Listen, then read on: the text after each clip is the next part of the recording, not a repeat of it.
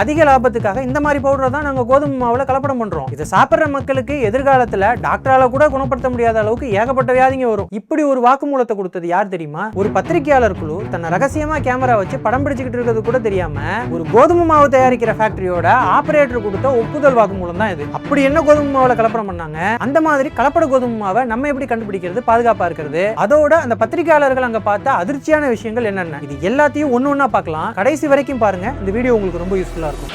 தைனிக் பாஸ்கர் அப்படிங்கிற ஒரு பிரபலமான ஹிந்தி பத்திரிகையோட ரிப்போர்ட்டர் குழு ஒண்ணு உத்தரப்பிரதேசத்துல உள்ள ஹாத்ரஸ் அப்புறம் ஃபிரோசாபாத் அப்படிங்கிற பகுதிகளில் உள்ள கோதுமை மாவு அரைக்கிற ஆலைகள்ல இவங்க கூலி வேலைக்கு போற மாதிரி அங்க போய் சேர்ந்து நடிச்சு கிட்டத்தட்ட 25 நாள் அங்க என்னெல்லாம் நடக்குது அப்படின்னு கண்காணிச்சிருக்காங்க. இந்த ஸ்டிங் ஆபரேஷன்ல அங்க என்னெல்லாம் நடந்தது அப்படிங்கறத ஒண்ணு விடாம பதிவு பண்ணிருக்காங்க. அந்த விஷயங்கள் தான் இப்ப நாட்டையே உலுக்கி எடுத்திருக்கு.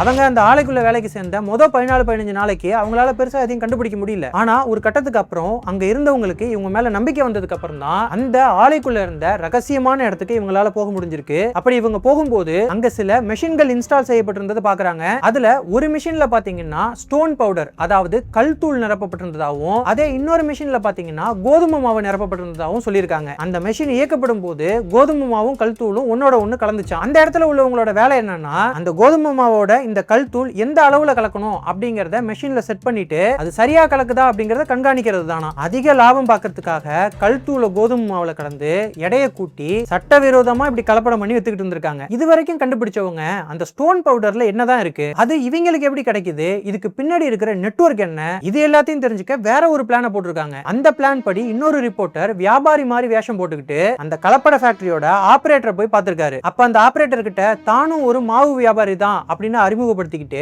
எனக்கு ராஜஸ்தான்ல கோதுமை மாவு சப்ளை பண்றதுக்கு ஒரு டெண்டர் கிடைச்சிருக்கு, அதுக்கு இதே மாதிரி ஒரு ஃபேக்டரி செட்டப் பண்ணணும், அத இந்த தொழில நெளிவு சொல்லி தெரிஞ்ச நீங்க தான் எனக்கு பண்ணி தரணும் அப்படின்னு சொல்லி கேட்டிருக்காரு. இதை கேட்ட அந்த ஆபரேட்டரும் நமக்கு ஏதோ பெருசா கிடைக்க போகுது அப்படின்னு நினைச்சு உளர ஆரம்பிச்சிருக்காரு. அந்த ஆபரேட்டர் என்னெல்லாம் சொல்லியிருக்காருன்னா, நாங்க மாவுல கலக்கிறது பாத்தீங்கன்னா சோப் ஸ்டோன் அப்படிங்கிற ஒரு வெள்ளை கல்லு, அந்த கல்லை அரைச்சி வர்ற பவுடரை தான் நாங்க கோதுமை மாவுல சேர்க்கிறோம். இப்ப பாத்தீங்கன்னா நம்ம 10% வரைக்கும் ஈஸியா கலக்கலாம், மார்க்கெட்லயும் அப்படிதான் கலக்குறாங்க, ஆனா எந்த கம்ப்ளைண்ட்டும் வரலன்னா 15-20% கூட பிரச்சனை இல்லாம கலக்கலாம் அப்படின்னு சொல்லியிருக்காரு. இதுக்கு உடனே அந்த ரிப்போர்ட்டர், அப்படி கலப்படம் செஞ்சா அதுல செய்யற சப்பாத்தில டேஸ்ட் வித்தியாசம் தெரியாதா அப்படின்னு கேட்டிருக்காரு. அதுக்கு அந்த ஆபரேட்டர், அதெல்லாம் எந்த டிஃபரன்ஸும் தெரியாது அப்படின்னு சொல்லியிருக்காரு. அது எப்படி எந்த டிஃபரன்ஸும் தெரியாதுன்னு உறுதியா சொல்றீங்க, நீங்க சாப்பிட்டு பாத்தீங்களா அப்படின்னு அந்த ரிப்போர்ட்டர் திரும்ப கேட்டதுக்கு, ஆமா அதுல நாங்க ரொட்டி செஞ்சு சாப்பிட்டு பார்த்துட்டு கண்டுபிடிக்க முடியாதுன்னு உறுதிப்படுத்தினதுக்கு அப்புறம் தான் மார்க்கெட்டுக்கே அனுப்புவோம் அப்படின்னு சொல்லியிருக்காரு அந்த ஆபரேட்டர். இதோட சேர்த்து அந்த வெள்ளக்கல்லு மாவு வாங்கும் போதே நரன்னு இல்லாம பார்த்து வாங்கணும், அதே மாதிரி நல்லா வெள்ளையா இருக்கிற மாவு தான் வாங்கணும், ஏன்னா இதுலயே மஞ்சள் கலர்ல எல்லாம் மாவு வரும், அதை வாங்கி ஏமாந்துட கூடாது அப்படின்னு ஏமாறாம இருக்க டிப்ஸும் சொல்லியிருக்காரு. எவ்வளவு நல்ல மனுஷன் பாருங்க, என்ன மனுஷன்.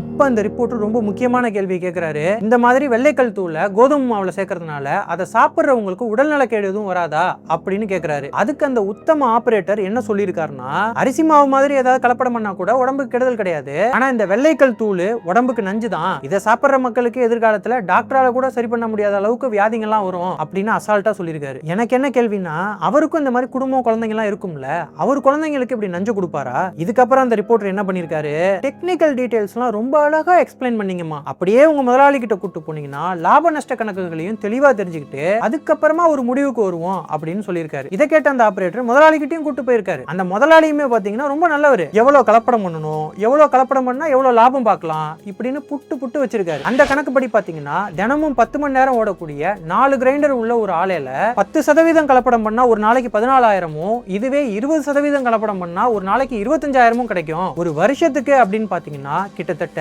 90 லட்சம் வரைக்கும் கூட இப்படி கலப்படம் பண்ணி லாபம் பாக்குறாங்க அப்படின்னு அந்த பத்திரிகையில குறிப்பிட்டிருக்காங்க. இதுக்கப்புறமா அந்த முதலாளி கிட்ட இருந்து லிங்க் பிடிச்சி அவங்க பார்த்த ஆலைகள்ல இருந்த அந்த கலப்படம் செய்யற மிஷின் இருக்கு பாத்தீங்களா, அதை செட்டப் பண்ணி தர ஒருத்தன் கிட்ட போயிருக்காங்க. அவன் என்னடான்னா, பிளேயிங் ஸ்குவாட் வந்தா கூட உங்களை கண்டுபிடிக்க முடியாதபடி ஃபேக்டரி செட் பண்ணி தரேன் அப்படின்னு சொல்லியிருக்கான். இதுக்கப்புறமா அங்கிருந்து லிங்க் பிடிச்சி அந்த வெள்ளைக்கல் தூள் இருக்கு பாத்தீங்களா, அதை சப்ளை பண்ற ஒரு சப்ளையரை போய் பாக்குறாங்க. அவன் அந்த தூளை பத்தி என்ன சொல்லியிருக்கான்னா, இது ராஜஸ்தான்ல உள்ள மைன்ஸ்ல இருந்து வெட்டி எடுக்கப்படுற ஒரு விதமான கல்லு, இத டால்க் இல்லனா சோப் ஸ்டோன்னு சொல்லுவாங்க.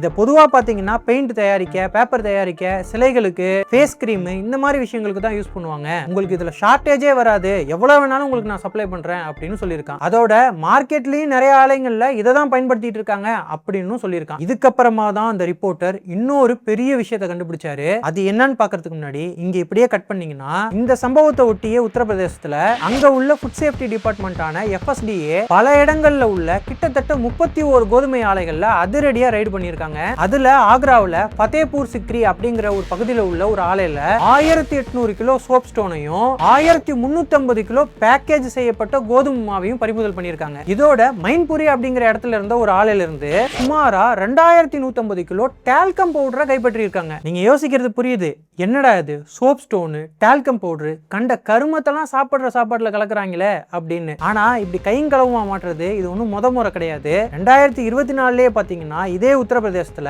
கோதுமை மாவுல கலக்க வச்சிருந்ததா சொல்லி 400 கிலோ அலபாஸ்டர் அப்படிங்கிற ஒரு பொருளை பறிமுதல் பண்ணியிருந்தாங்க. Soap stone talcum powder alabaster புதுசா இருக்குல்ல, ஆனா இது புதுசா இருக்கு. அந்த கலப்படம் செய்யப்பட்ட பிராண்டோட கோதுமை மாவு இருக்கு பாத்தீங்களா, அத மார்க்கெட்ல இருந்து திரும்ப பெறவும் நடவடிக்கை எடுத்தாங்க. இப்ப நடந்த ரைட்ல அதிகாரிகள் பறிமுதல் செஞ்ச எல்லா கோதுமை மாவு சாம்பிள்ஸையும் லேப் டெஸ்ட்டுக்கு அனுப்பி வச்சிருக்காங்க. அதுல கலப்படம் உறுதியாகிற பட்சத்துல நடவடிக்கை எடுப்போம்னு சொல்லியிருக்காங்க. அதோட ஃபுட் சேஃப்டி டிபார்ட்மெண்டோட ஆரம்ப கட்ட விசாரணையில இந்த மாவு உத்தரப்பிரதேசத்தை தாண்டி மத்திய பிரதேச, ராஜஸ்தான் இன்னும் சில பகுதிகளுக்கும் சப்ளை செய்யப்பட்டிருக்கலாம் அப்படின்னு தகவல் வெளியாயிருக்கு. இன்னும் எந்தெந்த மாநிலங்களுக்கு எல்லாம் போயிருக்குன்னு முழு விசாரணைக்கு அப்புறம் தான் தெரியுமா. இது ஏதோ உத்தரப்பிரதேசம் பக்கம் மத்திய பிரதேசம் பக்கம் நடக்குது, நமக்கு என்ன பிரச்சனை அப்படின்னு நீங்க நினைக்கலாம். ஆனா இந்த கலப்பட ஐடியாக்கள்லாம் இருக்கு பாத்தீங்களா, இதெல்லாம் கொரோனா வைரஸ் மாதிரி பக்கத்து ஸ்டேட்ல தான் இருக்கிற மாதிரி இருக்கும், ஆனா பக்குன்னு இங்கேயும் பரப்பி விட்டுருவாங்க. உதாரணத்துக்கு 2024 ஜெய்ப்பூர்ல இருந்து சென்னைக்கு எந்த சுகாதாரமும் இல்லாம 5 நாள் ட்ரெயின்ல டிராவல் பண்ணி வந்த கெட்டு போன 1600 கிலோ ஆட்டுக்கறியை ஃபுட் சேஃப்டி ஆபீசர்ஸ் பிடிச்சத நியூஸ்ல பார்த்திருப்பீங்க. நம்ம தமிழ் குரு சேனல்லையுமே அதை பதிவு பண்ணியிருந்தோம். சரி, அப்படியே இங்க கலப்பட கோதுமை மாவு வந்தாலும் நான்லாம் எப்பவுமே பிராண்டட் கோதுமை மாவு தான் வாங்குவேன், எனக்கெல்லாம் எந்த பிரச்சனையும் கிடையாது அப்படின்னு சொன்னீங்கன்னா வீட்டுல ஓகே, ஆனா கடையில போய் சாப்பிடும் போது அவங்க என்ன கோதுமை மாவை யூஸ் பண்றாங்கன்னு நமக்கு தெரியாது. அதுக்காக எல்லா கடையிலுமே கலப்படம் பண்றாங்க அப்படின்னு நான் சொல்லல. சில பேர் அதிக லாபத்துக்காக இப்படி தெரிஞ்சே செய்யலாம். அதே சமயத்துல நேர்மையாவே கடை நடத்துறவங்க கூட தெரியாதனமா இந்த மாதிரி மாவை வாங்கிட வாய்ப்பு இருக்குல்ல. ஏன்னா நம்ம என்ன தெரிஞ்சா கலப்பட பொருளை வாங்குறோம், அதே மாதிரி அவங்களும் தெரியாம வாங்கி ஏமாறலாம் இல்லையா. அதுக்காக தான் எல்லாருக்குமே இந்த விழிப்புணர்வு தேவைப்படுது. நம்ம வீடு ஹோட்டல்னு மட்டும் தான் யோசிக்கிறோம், ஆனா அந்த ரிப்போர்ட்டர் குழு அடுத்து எங்க போனாங்க தெரியுமா? உத்தரப்பிரதேசத்துல உள்ள 3 பள்ளிகளுக்கு போனாங்க. அங்க குழந்தைகளுக்கு சாப்பாடு செய்யறதுக்காக வச்சிருந்த 1 கிலோ 28 ரூபா அப்படிங்கிற விலைக்கு வாங்கப்பட்ட கோதுமை மாவை எடுத்து டெஸ்ட் பண்ணி பார்த்துட்டு குழந்தைகள் சாப்பிடுற அந்த எல்லா மாவுலயுமே கலப்படம் இருக்கு அப்படின்னு சொல்லியிருக்காங்க. இந்த மாதிரியான கலப்படம் செய்யப்பட்ட மாவை தொடர்ந்து சாப்பிடுறப்ப கிட்னி சம்பந்தமான பிரச்சனை, குடல் பிரச்சனையில இருந்து கேன்சர் வரைக்கும் கூட வர வாய்ப்பு இருக்குன்னு ETV பாரத் அப்படிங்கிற ஊடகத்துக்கு பேட்டி கொடுத்த ஒரு டாக்டர் சொல்லியிருக்காரு. ஒரு காமன் மேன் இந்த கலப்பட கோதுமை மாவை எப்படி கண்டுபிடிக்கலாம் அப்படின்னு ஒரு ஃபுட் சேஃப்டி ஆபீசர் 3 வழிகளை சொல்லியிருக்காரு. அது என்னென்ன அப்படின்னு பாத்தீங்கன்னா, முதலாவது லெமன் டெஸ்ட். அதாவது ஒரு சின்ன கிண்ணத்துல கோதுமை மாவை எடுத்துக்கிட்டு அதுல கொஞ்சம் லெமனை பிழிஞ்சு விடலாம், இல்லனா வினிகரை விடலாம். அப்படி விடும்போது அது அந்த அமிலத்தோட வினை புரிஞ்சு கேஸ் உருவாகி பபிள்ஸ் வந்துச்சு அப்படின்னா அந்த மாவுல சாக் பவுடர், கால்சியம் கார்பனேட் அதிகமா கலப்படம் செய்யப்பட்டிருக்கலாம் அப்படின்னு சொல்றாரு. ரெண்டாவது வாட்டர் டெஸ்ட். இதுல பாத்தீங்கன்னா ஒரு வெளிப்படையான கண்ணாடி டம்ளர்ல தண்ணி எடுத்து அதுல ஒரு ஸ்பூன் கோதுமை மாவை போட்டு கலக்கணும். மாவுல கல்தூள் கலக்கப்பட்டிருந்துச்சுன்னா அது வெயிட்டா இருக்குமா, அந்த கனமான துகள்கள் சீக்கிரமா கீழே படியுதா அப்படிங்கறத ஒரு ஆரம்ப கட்ட இண்டிகேட்டரா பார்க்கலாமா. மூணாவது ஃபிங்கர் டெஸ்ட். கொஞ்சம் மாவை உங்க உள்ளங்கையில எடுத்து வச்சு 2 கையாலையும் மெதுவா தேய்ச்சி பார்க்கணும். சுத்தமான கோதுமை மாவா இருந்தா கொஞ்சம் ரஃப்பாவும் சொரசொரப்பா கிரெயினியாவும் இருக்குமா, ஆனா கல்தூள் சேர்க்கப்பட்டிருந்துச்சுன்னா அது வளவளன்னு ரொம்ப ஸ்மூத்தா இருக்குமா. இதுல நீங்க ஞாபகம் வச்சுக்க வேண்டிய முக்கியமான விஷயம் என்னன்னா, இந்த டெஸ்ட் எல்லாம் ஒரு ஃபுட் சேஃப்டி ஆபீசர் சொல்லி இருந்தாலும் இதெல்லாம் ஃபுட் சேஃப்டி டிபார்ட்மெண்ட் அதிகாரப்பூர்வமா அங்கீகரிச்ச டெஸ்ட் கிடையாது. இது ஒரு ஆரம்ப கட்ட டெஸ்ட், ஒரு இண்டிகேட்டர் அப்படின்னு சொல்றாங்க. இதை வச்சு மட்டுமே கலப்படம் இருக்கு அப்படின்னு உறுதியா சொல்ல முடியாது. இந்த டெஸ்ட்ல சந்தேகம் உங்களுக்கு வந்துருச்சு அப்படின்னா அதை உறுதிப்படுத்த ஃபுட் சேஃப்டி டிபார்ட்மெண்ட் கிட்ட கொடுத்து லேப் டெஸ்ட் பண்ணி தான் உறுதி பண்ணிக்க முடியும். நம்ம பாதுகாப்பா இருக்கிறதுக்கு இதை தவிர்த்து இன்னும் சில வழிகளையும் சொல்றாங்க. அது என்னன்னு பாத்தீங்கன்னா, நம்ப முடியாத அளவுக்கு ஒரு கோதுமை மாவு ரொம்ப விலை கம்மியா இருந்துச்சு அப்படின்னா அதை முதல்ல சந்தேகப்படணும், ஆராயணும். அப்புறம் நல்ல பிராண்டடான கோதுமை மாவு வாங்கலாம். அப்படி வாங்கும்போது கூட அதுல எக்ஸ்பைரி டேட்லாம் கரெக்டா இருக்கா அப்படின்னு பார்த்து வாங்குறது அவசியம். ஒருவேளை பேக்கடா இல்லாம லூஸ்ல மாவு வாங்குறீங்கன்னா ரொம்ப நம்பிக்கையான இடத்துல திறந்து வாங்கலாம். அப்படி வாங்கும் போதும் யூசுவலான நேரத்துல தான் இருக்கா, ஏதாவது அன்யூசுவலா ஸ்மெல் வருதா, இதெல்லாம் செக் பண்ணி வாங்கலாம். நம்மளே கோதுமையை வாங்கி நமக்கு நல்லா தெரிஞ்ச இடத்துல அரைச்சு வச்சுக்கிட்டாலும் இந்த கலப்படங்கள்ல இருந்து கொஞ்சம் தப்பிக்கலாம். இந்த வீடியோ உங்களுக்கு யூஸ்ஃபுல்லா இருந்ததுன்னா ஒரு லைக் போட்டுட்டு மத்தவங்களுக்கும் ஷேர் பண்ணுங்க.